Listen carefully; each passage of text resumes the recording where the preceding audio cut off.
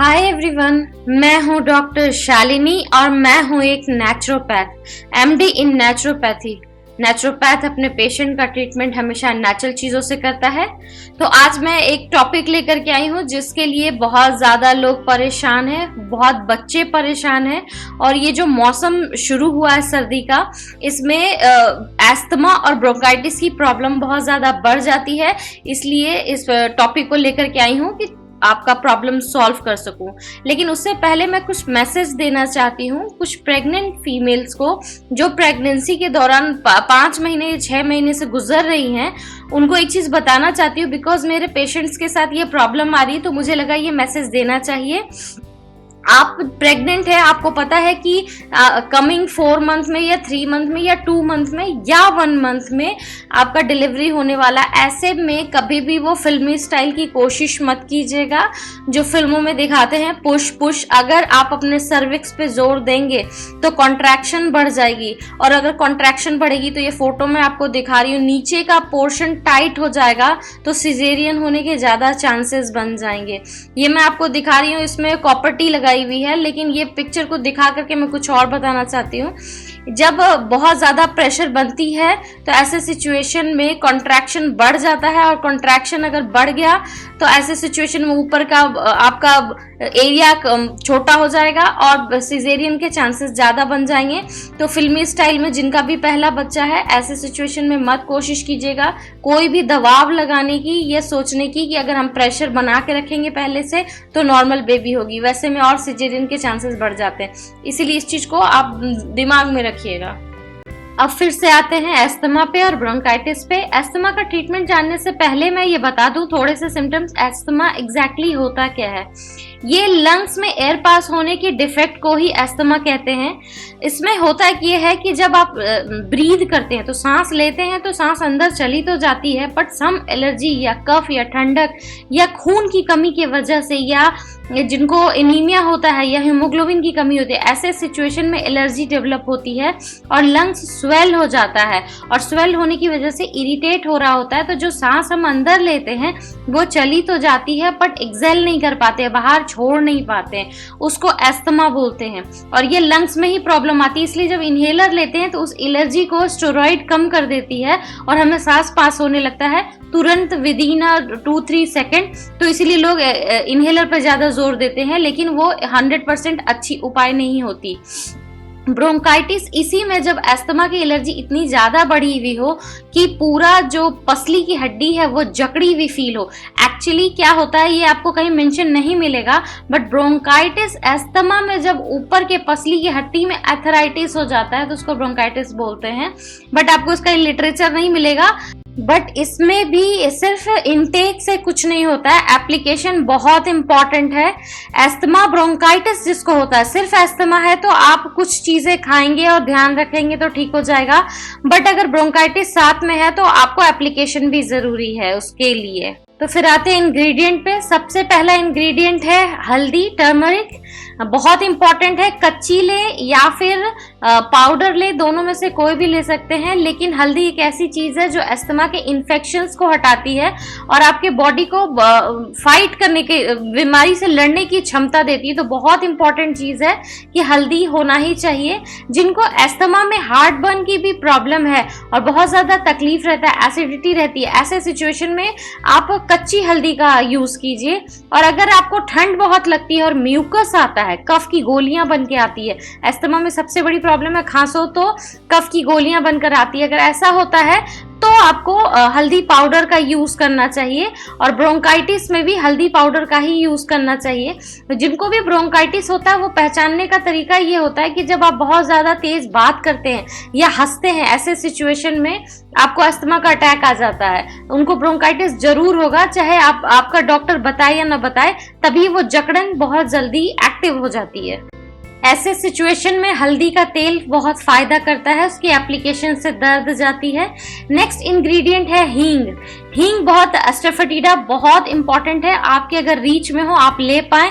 India में तो हर कोई ले सकता है, बाहर जो लोग रहते हैं उनको एशियन ग्रोसरी स्टोर पे या इंडियन ग्रोसरी स्टोर पे मिल जाएगा, तो बिल्कुल ट्राई कीजिए। हींग को चुटकी में लेना है, उसमें हल्की सी 2-3 ड्रॉप पानी मिलानी है, उसको मिक्स करना है और आपको नाभि में लगा लेना है। ये अक्सर पेट के प्रॉब्लम को खत्म करने के लिए किया जाता है, जिनको भी एसिडिटी, गैस, या फिर जो बच्चे व्याकुल होते हैं, सोते समय बहुत ज्यादा करवट लेते हैं, नींद से उठ जाते हैं, उनके लिए होता है। बट एस्थमा में यही प्रक्रिया, यही उपचार आपको बहुत ज्यादा फल देती है और आपके बॉडी को, जो आपकी नाभि के थ्रू आपके बॉडी को बहुत एक्टिव बनाती है, हीमोग्लोबिन जनरेट करने में और आरबीसी डेवलप करने में बॉडी के अंदर। ये जितने भी उपाय बता रही हूँ मैं, ये 6 मंथ से लेकर या 2 मंथ से लेकर बच्चे की जो उम्र होती है, किसी भी एज में आप कर सकते हैं, तो बिल्कुल यूज कीजिए। जो नेक्स्ट इंग्रेडिएंट है वो है अजवाइन। अजवाइन बहुत इजीली आपको ग्रोसरी स्टोर में मिल जाता है, पूरे वर्ल्ड में मिलता है, तो इसका इंटेक भी बहुत जरूरी है, किसी भी फॉर्म में कीजिए। अगर आप बोलेंगे तो मैं बिल्कुल इसका पूरा एस्थमा का चूरन भी बता दूंगी आपको और टी भी बता दूंगी, लेकिन इसके लिए आपको कम से कम 200 कमेंट की जरूरत होगी। अगर 200 कमेंट मुझे मिलता है तो बिल्कुल मैं ये शेयर करूंगी, उससे कम में पॉसिबल नहीं, जब डिमांड नहीं तो मैं क्या शेयर करूंगी। तो अजवाइन बिल्कुल अपने लाइफ में ऐड कीजिए और एस्थमा से इसमें बहुत फायदा होता है। नेक्स्ट इंग्रेडिएंट है आंवला। आंवला किसी भी फॉर्म में लेना है, एक दो चीजों को छोड़कर। आंवला कैंडी नहीं ले सकते, आंवले का मुरब्बा नहीं ले सकते, इसके अलावा किसी भी फॉर्म में लेंगे तो फायदा होगा, तो बिल्कुल इसको अपने लाइफ में ऐड कीजिए।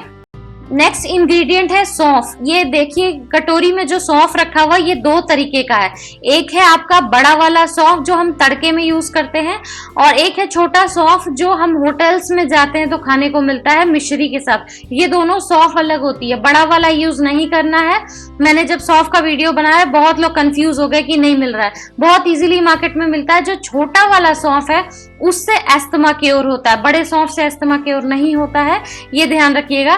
तो छोटे सौंफ का इंटेक होना चाहिए, कम से कम एक दिन में 3 से 5 ग्राम सौंफ जाना ही चाहिए। अगर बच्चा 12 साल से छोटा है तो 3 ग्राम, और अगर उससे बड़े हैं तो 5 ग्राम, और अगर आप 25 प्लस है तो 10 ग्राम। इसको अपने प्रोसेस में डेली यूज में लेकर के आइए। नेक्स्ट इंग्रेडिएंट है तुलसी का पत्ता, जिसको होली बेसल बोलते हैं। ये होली बेसल आपको देखना पड़ेगा, ये यूज करने का तरीका होता है, जो ग्रीन लीफ होती है उसकी चाय पी सकते हैं, ड्राई का पाउडर यूज कर सकते हैं। बट अगर जिनको बहुत ज्यादा अस्थमा की प्रॉब्लम है, जिनको ब्रोंकाइटिस भी है, उनको ध्यान रखना होगा कि तुलसी एक दूसरे तरीके की भी आती है जिसमें बीज दिखाई देती है, ऊपर बीज होता है और काफी सारी सीड होती है, वो वाली आपको यूज करनी है इस तरह की। और इसकी चाय पी सकते हैं, या इसका ड्राई पाउडर खा सकते हैं, या इसकी चटनी खा सकते हैं अगर ब्रोंकाइटिस है। और अगर सिर्फ एलर्जी अस्थमा है तो वो ग्रीन लीफ खाएंगे, अगर ये वाला खाएंगे तो इससे कफ सूख जाएगा। ये आपको ध्यान रखना होगा, आपकी बॉडी कैसी तासीर की है इस पे डिपेंड करता है चीजों को लेने का तरीका। जिसमें बीज होता है वो बहुत गर्म होती है, और जो पत्तियां हैं वो कम गर्म होती है, तो वो आप देख लीजिए कि आपका बॉडी कितना गर्म है, उसके हिसाब से आप लेंगे। उसका अगला इंग्रेडिएंट है तेज पत्ता। तेज पत्ता बहुत इंपॉर्टेंट इंग्रेडिएंट है, तो उसको लाइफस्टाइल में ही ऐड कर लीजिए। कोई फॉर्मूला अलग से नहीं बता रही हूं मैं, अगर लाइफस्टाइल में ही ऐड रहेगा तो ज्यादा है, डिकोय इसका रहे, इन्फ्यूज टी तो ज्यादा बेहतर है।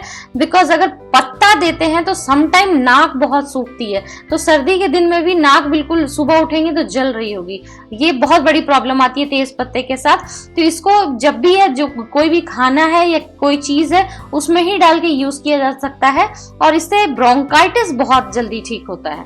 अगला इंग्रेडिएंट है वो है स्प्रिंग अनियन। बट इसमें ध्यान रखने वाली बात है कि आप कौन सा अनियन लेंगे। ये देखिए इसके आगे पिंक कलर का ये लाल वाला प्याज है, और एक ये व्हाइट वाला है। तो जो आपको यूज करना है वो रेड वाला यूज करना है, जो ये फोटोग्राफ आप देख रहे हैं ये वाला यूज करना है, और इससे जाएगा अस्थमा। इसका जूस पी सकते हैं, इसको फ्राई करके सब्जियों में खा सकते हैं, इसकी चटनी बना सकते हैं, किसी भी फॉर्म में खा सकते हैं, इन्फ्यूज करके उसका ऑयल ले सकते हैं, बहुत तरह तरह से इसको यूज कर सकते हैं। आप बोलोगे तो बिल्कुल इसका मैं रेसिपी आपसे शेयर करूंगी, लेकिन वही है जो मैं पहले करती थी कि 200 कमेंट्स मुझे चाहिए होंगे तभी मैं वो शेयर कर सकती हूँ। नेक्स्ट इंग्रेडिएंट है जिंजर, अदरक। लेकिन इसमें ध्यान रखना होगा, जिनको भी प्रॉब्लम है पाइल्स की या जिनको प्रॉब्लम है लिकोरिया की, वो जिंजर यूज नहीं कर सकते हैं। और जिनको ऐसी कोई प्रॉब्लम नहीं है वो सौंठ भी यूज कर सकते हैं। ड्राई जिंजर पाउडर वो बहुत जल्दी असर करता है, लेकिन जिनको ढीला कफ है उसके लिए, अगर हार्ड कफ है तो वो सौंठ और सुखा देगा ड्राई जिंजर पाउडर। तो कोशिश ये कीजिए कि जिनको भी ड्राई कफ है या ड्राई ज्यादा गर्मी है वो सिर्फ जिंजर जूस यूज करें। और एक फॉर्म और होता है जिंजर का, जिंजर कैंडी, अगर वो ले सकते हैं तो वो बहुत अच्छा उपाय होता है। तो जिंजर कैंडी बिल्कुल लीजिए, क्योंकि वो आप मुंह में डालते हैं और दिन भर उसका धीरे धीरे, बच्चों के साथ अक्सर कह सकते हैं कि वो धीरे धीरे उसका जूस जाता है और उनको पता भी नहीं चलता है और उनका ट्रीटमेंट होता रहता है। अगला इंग्रेडिएंट है गार्लिक। तो गार्लिक में मैं हर बार बताती हूँ कि चाइनीज वाली गार्लिक यूज नहीं करनी है, जो सबसे बैड क्वालिटी वाली मार्केट में मिलती है, सस्ती मिलती है। ये एकदम छोटी छोटी बीट्स होते हैं, कैप्सूल्स बहुत छोटे होते हैं, ये वाला गार्लिक यूज करना है। और इसको सिंपली आप सब्जी में डाल दीजिए, किसी चीज में डाल दीजिए और उसको यूज कर सकते हैं बहुत इजीली, और इन्फ्यूज कर सकते हैं, चटनी बना सकते हैं। और ये इसका अगर विंटर सीजन में यूज करते हैं इसका कोई भी रिएक्शन नहीं, जैसे मैंने जिंजर का बताया कि कौन कौन नहीं खा सकता है, लेकिन गार्लिक में ऐसा कुछ नहीं है। किसी भी तरह की प्रॉब्लम हो आप खा सकते हैं और उसका रिजल्ट बहुत ही अच्छा मिलेगा आपको। अब आते हैं हर्ब पे। कुछ हर्ब बहुत इंपॉर्टेंट है एस्थमा, ब्रोंकाइटिस या एलर्जी, ऐसी एलर्जी एस्थमा के लिए, ये डस्ट से हो, जिस चीज से भी हो। ये है पुनर्नवा। पुनर्नवा की वुड है, ये जो टहनी आप देख रहे हैं ये पुनर्नवा है। इसका लिंक आपको डिस्क्रिप्शन बॉक्स में मिलेगा कि ऑनलाइन आप कहाँ से खरीदेंगे, वो मैंने मेंशन कर दिया है डिस्क्रिप्शन बॉक्स में, तो बिल्कुल देखिए ये लीजिएगा तो इसका बहुत अच्छा असर होगा। ये बहुत अच्छा काम करता है लंग्स को फ्लेक्सिबल बनाने में, उसकी स्वेलिंग को हटाने में, अंदर जो इन्फेक्शन होता है उसको हटाने में, इचिंग जो हो रही होती है और एक जकड़न होती है म्यूकस से फाइट करने में, और काफी हद तक आपको ब्रीथ बहुत कूल कर देता है। स्वेलिंग कम करने में दो और हर्ब है जो बहुत ज्यादा हेल्प करते हैं, उसमें से एक है अगरवुड। ये अगरवुड जो होता है वो आपको पूजा की दुकान में मिलता है, जहां पर पूजा पाठ का सामान मिलता है। ऑनलाइन लिंक मैंने डाला है, उसमें अगरवुड का ऑयल है जिसको आप यूज करेंगे तो बहुत फायदा होगा। ये भी फ्लेक्सिबिलिटीज बढ़ाता है और स्वेलिंग को हटाता है। अगर इसकी रेसिपी एक डिकोय की चाहिए होगी तो बिल्कुल बताइएगा, बिल्कुल आपसे शेयर करूंगी।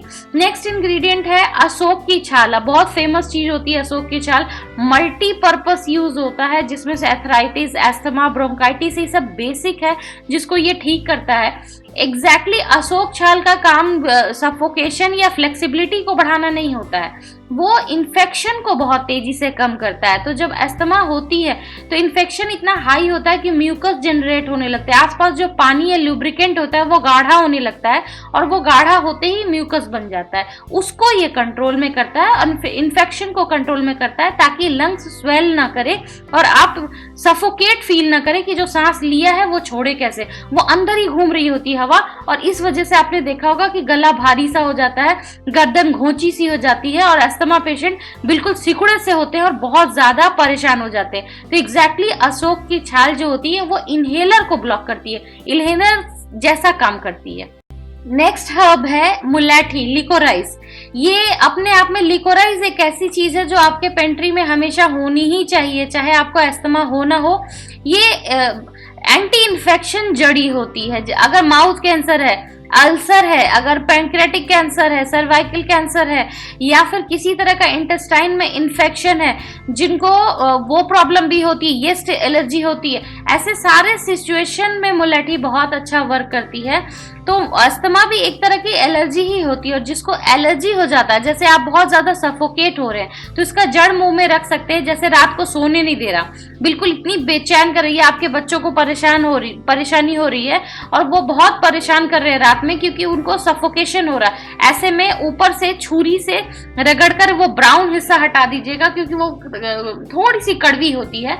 बाकी वॉश करके उसको किसी भारी चीज से बैश करके एक बार मार के उसका टुकड़ा एक निकाल के उसके मुंह में अगर डाल देंगे तो वो विक्स जो आप खिलाते हो जिससे कि खिचखिच दूर होती है, मुलेठी लिकोराइस भी वही काम करता है, बट ये इन्फेक्शन को हटाते हुए और रात भर में जो इसका जड़ का जूस जाएगा वो मिठाई होता है, वो कफ को भी छाटेगा और स्वेलिंग को भी कम करेगा और इन्फेक्शन को भी कम करेगा। नेक्स्ट इंग्रेडिएंट है कोकोआ निव या कोको पाउडर। आपके पास आज के डेट में मेरे ख्याल से जो जो मुझे फॉलो कर रहे हैं उनके पेंट्री में ऑलरेडी होगा, अगर नहीं है तो डिस्क्रिप्शन बॉक्स में लिंक है, वहां से जाके खरीदिए। ये कोकोआ निव एक्चुअली बॉडी में हीमोग्लोबिन की कमी को पूरा करता है, आयरन की कमी को पूरा करता है और आरबीसी को बहुत मजबूत कर देता है। इसलिए अस्थमा के जो चांसेस है, ये जो अस्थमा हाई एलर्जी पे रहता है उससे बहुत अच्छी तरह से फाइट करता है और उसको क्योर भी करता है। तो बहुत इंपॉर्टेंट पीस है। अगर कोकोआ निव मिले तो सबसे बेटर, लेकिन अगर एक बार को आपको नहीं मिलता है तो कोको पाउडर यूज करिए और पता करके यूज कीजिए कि ये प्योर है या नहीं, क्योंकि मार्केट में मिलावट वाला पाउडर बहुत ज्यादा है, प्योर नहीं है। इसीलिए मैं हर समय निव पे ज्यादा जोर देती हूँ कि उसको लोगे तो उसका फायदा बहुत बहुत बहुत ज्यादा होता है। अगले एक फ्रेश इंग्रेडिएंट है जो मैं आपसे बताना चाहूंगी, सेलेरी, जो जादू करता है जिनको अस्थमा होता है उसके ऊपर। तो किसी भी फॉर्म में खाइए, चाहे जूस हो, सैलेड हो, पका के खाना है, सूप में खाना है, बहुत इंपॉर्टेंट है, इसको इग्नोर नहीं कर सकते हैं। ये एक छोटी सी सीरीज मैंने बनाई है जो कि अस्थमा से रिलेटेड है, क्योंकि इंग्रेडिएंट बहुत ज्यादा है, हर्ब बहुत ज्यादा है, सब कुछ बहुत ज्यादा है। इसीलिए एक छोटा सा फाइल बनाया है जिसमें आप ये शुरू कीजिए और इससे आपको बिल्कुल फायदा मिलेगा। और इसकी सीरीज अगर आपको चाहिए तो बिल्कुल डिस्क्रिप्शन बॉक्स में लिखिएगा, क्योंकि इसकी काफी लंबी सीरीज थी जो कि मैं पिछले 8 दिन से बना रही हूँ, तो उसको भी कंटिन्यू करूंगी, लेकिन वो 200 से ज्यादा होना चाहिए कमेंट, वो मैं बिल्कुल बोल रही हूँ। जो मैंने अभी तक बताया है उसको बिल्कुल फॉलो कीजिए। जिनको भी ये प्रिंट में चाहिए, रिटन चाहिए, वो 48 आवर्स बाद मेरे वेबसाइट www.drshalini.com पे जाइए और वो आपको मिल जाएगा। उसका लिंक आपको डिस्क्रिप्शन बॉक्स में 48 आवर्स बाद मेंशन हो जाएगा और वो आप वहां जाकर ब्लॉग भी देख सकते हैं, जहां पर आपको रिटन इंग्लिश में ये आर्टिकल मिल सकती है। और इसको फॉलो जरूर कीजिए, वीडियो को ध्यान से देखिए और फॉलो कीजिए। और जिनको भी जिस तरह की प्रॉब्लम है उस पर बिल्कुल ध्यान दीजिएगा। जैसा कि मैंने कहा कि अगर कोई चीज गर्म हो रही है और आपका बॉडी ऑलरेडी गर्म है तो उसको कैसे अवॉइड करना है।